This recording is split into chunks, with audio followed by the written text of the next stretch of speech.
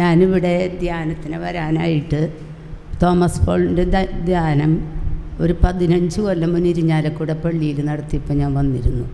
അന്ന് Thomas Paul ചാടി ഓടി അവിടേക്ക് ഓടി ഞാനാകെ അത്ഭുതപ്പെട്ടു പോയി അന്നത്തെ ധ്യാനം. അത് കഴിഞ്ഞപ്പോൾ തോമസ് പോളിൻ്റെ ധ്യാനം കൂടണമെന്ന് മനസ്സിലാഗ്രഹം തോന്നി.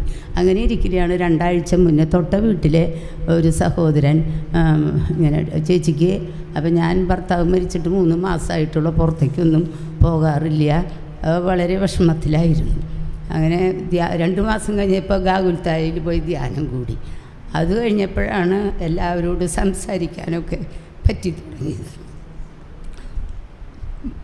ഭർത്താവ് പെട്ടെന്ന് അറ്റാക്കായിട്ടാണ് മരിച്ചത്. അതിനുശേഷം ഞാൻ എൻ്റെ മനസ്സിലപ്പോൾ പറഞ്ഞു, ഇനി അമ്മായി വയ്യാത്ത കൊടുത്ത് ഇനി എന്തിനാ ധ്യാനത്തിന് പോകണം, ഇപ്പം അടുത്ത് അല്ല ഇതെനിക്ക് എന്തായാലും പോകണം എന്ന് പറഞ്ഞ് 1 മാസമായിട്ടുള്ളൂ. കഴിഞ്ഞ മാസം ധ്യാനം കൂടി. ഈ മാസം തോമസ് പോളിൻ്റെ ധ്യാനം എനിക്ക് വീണ്ടും ഒന്ന് കൂടണം. എൻ്റെ നഷ്ടപ്പെട്ട ഉണർവൊക്കെ എനിക്ക് തിരിച്ചു കിട്ടണം. എനിക്ക് എൻ്റെ മക്കൾക്ക് വേണ്ടിയിട്ട് അപ്പച്ചൻ പോയാലും ഇനിയുള്ള കാലം എൻ്റെ മക്കൾക്ക് ആത്മീയമായിട്ട് അവരെ ഒന്ന് വളർത്തണം. അവരിപ്പോഴത്തെ രീതിയിൽ കുട്ടികൾ പ്രാർത്ഥന എത്തിക്കുമ്പോൾ 8 മണിയാകുമ്പോഴേക്ക് പ്രാർത്ഥനിക്കാൻ വിളിക്കുമ്പോൾ ഇവർ വരാണ്ടാകുമ്പോൾ എനിക്ക് വിഷമമാണ്. അപ്പോൾ ഇവരെ ആത്മീയമായിട്ട് വളർത്തണമെങ്കിൽ ഞാൻ വളർന്നാലേ ഇവരെ വളർത്താൻ പറ്റുള്ളൂ. എനിക്കുണ്ടെങ്കിലല്ലേ അവർക്ക് കൊടുക്കാൻ പറ്റുള്ളൂ. ആ ആവേശത്തിൻ്റെ പുറത്താണ് ഞാൻ ഈ ധ്യാനത്തിന് വന്നത്. യെശയ്യാ 59:21. അതിന്നത്തെ എനിക്ക് മക്കൾ പേരക്കുട്ടികൾ 8 ഉണ്ട്. അപ്പോൾ ഇന്നത്തെ കാലത്ത് എൻ്റെ പ്രായത്തിലുള്ളവരൊക്കെ അവലാതിയിലാണ്. ഞങ്ങൾ ടീച്ചേഴ്സ് റിട്ടയർ ചെയ്ത് കാണുമ്പോൾ പേരക്കുട്ടികളൊന്നും ശരിക്കല്ല പോണേ. നമ്മൾ പണ്ട് മക്കളെ വളർത്തിയ പോലെയല്ല. എൻ്റെ 2 ആണ് 2 പെണ്ണ് 4 മക്കളാണ്. അതിൽ 2 ആൺമക്കളും കുടിക്കില്ല ഒരിക്കില്ല, നല്ല സ്വഭാവത്തിൽ വളർന്ന കുട്ടികളും അവരിപ്പോഴും അങ്ങനെ തന്നെയാണ്. അവരെ പേരക്കുട്ടികളുടെ കുസൃതിയൊക്കെ കാണുമ്പോൾ ഞാൻ പറയും, ദൈവമേ ഞാൻ നിങ്ങളെ വളർത്തിയ പോലെയൊന്നുമല്ലല്ലോ ഇപ്പോഴത്തെ തലമുറ. മൊത്തം എല്ലാവരും പറയണ പരാതി അതാണ്.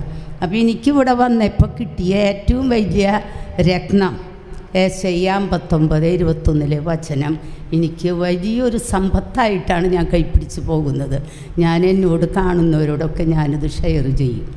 പിന്നെ സങ്കീർത്തനം ഇങ്ങനെ വായിക്കാറുണ്ടെങ്കിൽ അതിന് ഇത്ര ആഴമായ ആശയങ്ങളും അതിന് ആഴങ്ങളൊക്കെ ഉണ്ടെന്ന് ഇപ്പോഴാണ് മനസ്സിലായത്. ഇപ്പോൾ സങ്കീർത്തനം വായിക്കണം എന്നുള്ളൊരു വലിയൊരു ആവേശം എൻ്റെ മനസ്സിലുണ്ട്. അതുപോലെ നമ്മുടെ ആത്മാവിൽ ജ്ഞാനം, അതുപോലെ പരിശുദ്ധാത്മാവുണ്ടെങ്കിൽ നമ്മുടെ എല്ലാ പ്രശ്നങ്ങൾക്കും ഉത്തരമായി എന്നുള്ളതാണ് തോമസ് പോൾ പറഞ്ഞൊരാശയം. ജ്ഞാനത്തെക്കുറിച്ച് നമുക്ക് ഒരു കുഞ്ഞിന് മാമോദീസ കൊടുക്കുമ്പോൾ ഈ ജ്ഞാനത്തിൻ്റെ സമ്പത്തൊക്കെ അപ്പോൾ അവിടെ ഈശോ കുട്ടിക്ക് കൊടുക്കുന്നുണ്ട്. പക്ഷേ നമ്മളാരും അത് ആ കുഞ്ഞുങ്ങളിലൂടെ അതൊന്നും വളർത്തുന്നില്ല. അപ്പോൾ ഏതാണ്ട് ഇപ്പം എങ്ങനെയാണെന്ന് വെച്ചാൽ കുട്ടികൾ കുംസാരിച്ച് ഖുർആനായിക്കൊണ്ടു കുറച്ച് കഴിയുമ്പോൾ കുംസാരവും ഇല്ല കുർബാനയും ഇല്ല. കുട്ടികളിൽ കാണുന്നതാണ്. ഞാൻ ടീച്ചറായതുകൊണ്ട് കുട്ടികളെ വിളിച്ചിട്ട് നീ കുംസാരിച്ചിട്ട് എത്ര നാളായി എന്ന് ചോദിച്ചാൽ അവർ മേപ്പിട്ട് വെക്കും 6 മാസമായി. പ്രത്യേകിച്ച് 9ാം ക്ലാസ്സിലെയും 10ാം ക്ലാസ്സിലെ കുട്ടികളോട് ചോദിച്ചാൽ ആ കുർബാന സ്വീകരിക്കുന്ന 1-2 കൊല്ലം കാലഘട്ടങ്ങളിൽ മാത്രമേ അതിനോടൊരു അറ്റാച്ച്മെൻ്റ് ഉള്ളൂ. പിന്നെ കുംസാരിക്കലോ ടീച്ചറെ അത് ഇനി ക്രിസ്മസ് വരുമ്പോൾ അങ്ങനെ അതിനോടൊരു വിട പറയുമ്പോഴാണ് ഈ കുട്ടികളിലൊക്കെ പല അപാകതകളും വന്ന് കയറണത്. ആ ഉദാശ ജീവിതം മുന്നോട്ട് കൃത്യമായിട്ട് പോവുകയാണെങ്കിൽ ഇന്ന് കാണുന്ന ദുശീലങ്ങളിൽ നിന്നൊക്കെ കുട്ടികളെ നമുക്ക് രക്ഷപ്പെടുത്താൻ പറ്റും. ഇന്നിപ്പം ചുറ്റുപാടും കാണുന്ന കുട്ടികളുടെ പോരായ്മകളും ലഹരി എല്ലാ തരത്തിലൊക്കെ കാണുമ്പോൾ നമുക്ക് മനസ്സിൽ വേദനയാണ്. ദൈവമേ കാലഘട്ടം പോണ പോക്ക് കാണുമ്പോൾ നമ്മുടെ ഉള്ളു വേദനിക്കുകയാണ്. ഇതൊക്കെ എവിടെ ചെന്ന് അവസാനിക്കുന്നുള്ളൊരു വിഷമം നമ്മുടെ മനസ്സിലുണ്ട്. അപ്പോൾ ഇതൊക്കെ കിട്ടിയപ്പോൾ നമുക്ക് പറ്റാവുന്നവരോട് ഇത് പറഞ്ഞ് അവരെയൊക്കെ ഒന്ന് ബോധവൽക്കരിക്കാനുള്ള ആരോഗ്യം ഉണ്ടാവണം. ഞാൻ ഇപ്പോൾ ഇത്തിരി ആരോഗ്യ പ്രശ്നത്തിലാണ്. ശ്വാസതടസ്സം, ശ്വാസത്തിൻ്റെ കുറച്ച് ഒരു തടിപ്പ്, അങ്ങനെയുള്ള ബുദ്ധിമുട്ടൊക്കെ ഉണ്ട്. അപ്പോൾ ദൈവം എനിക്കൊരു ഉണർവ് ആരോഗ്യം വീണ്ടും തന്നാൽ അത് മുഴുവനും ദൈവത്തിന് വേണ്ടി ഉപയോഗിക്കണം എന്നാണ് എൻ്റെ ആഗ്രഹം. അപ്പം ജ്ഞാനത്തിൻ്റെ ആ പുസ്തകത്തിനെ കുറിച്ചൊക്കെയുള്ള വിവരണം കിട്ടിയപ്പോൾ ഞാൻ എല്ലാ ദിവസം ജ്ഞാനം വായിച്ചിട്ട് എനിക്ക് എടുക്കുള്ളൂ എന്നുള്ള വലിയൊരു തീരുമാനം ഞാൻ എടുത്തു കഴിഞ്ഞു.